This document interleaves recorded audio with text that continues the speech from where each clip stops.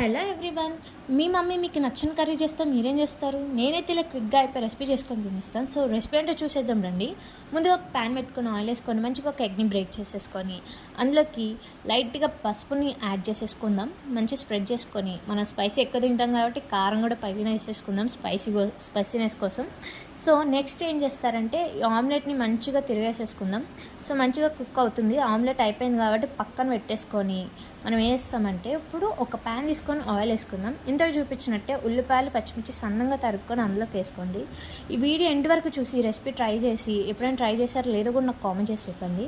So onions ఇలా brownish కలర్లో మంచిగా ఫ్రై అయిపోయిన తర్వాత అందులోకి అల్లం వెల్లుల్లి పేస్ట్ని కొంచెం యాడ్ చేసుకొని బాగా మిక్స్ చేసుకుందాం.